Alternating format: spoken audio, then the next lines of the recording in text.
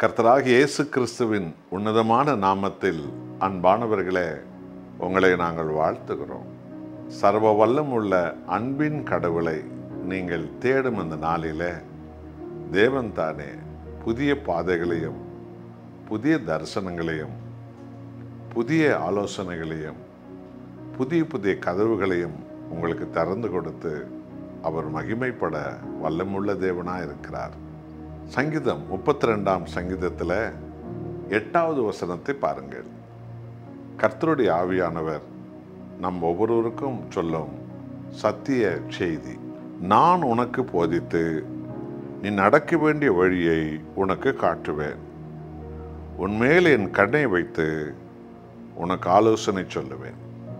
அன்பானவர்களே, கர்த்தர் நமக்கு நித்தமும் எல்லா காரியத்திலும் எல்லா சூழ்நிலையிலும் அவர் போதித்து கொண்டே இருக்கிறார்.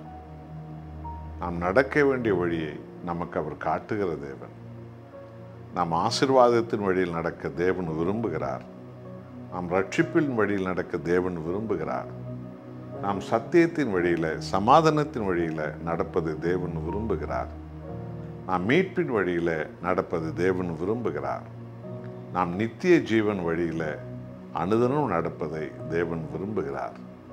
ஆகவே நாம் நடக்க வேண்டிய வழியை நமக்கு அவர் காட்டி நம்மை புல்லுள்ள இடங்களில் செழிப்புள்ள இடங்களில் ஆசீர்வாதமான எதிர்காலங்களில் ஒவ்வொரு பிள்ளைகளையும் தேவன் ஆசீர்வதித்து நடத்த வல்லவராக இருக்கிறார்.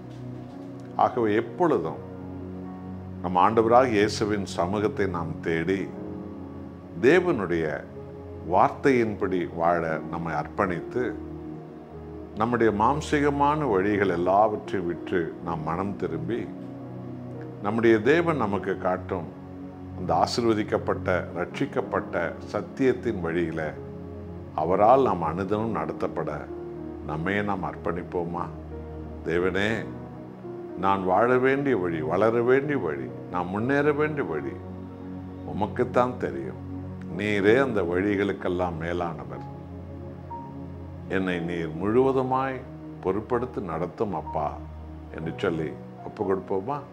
அன்புள்ள பிதாவே, எங்கள் ஆண்டவர் ஆகிய இயேசு கிறிஸ்துவை எங்களுக்கு மீட்பராக, இரட்சகராக, எங்களுக்கு நித்திய ஜீவனாக, எங்களுக்கு ஆசீர்வாதத்தை நித்திய வழியாக கொடுத்ததற்காய் கோடி ஸ்தோத்திரம்.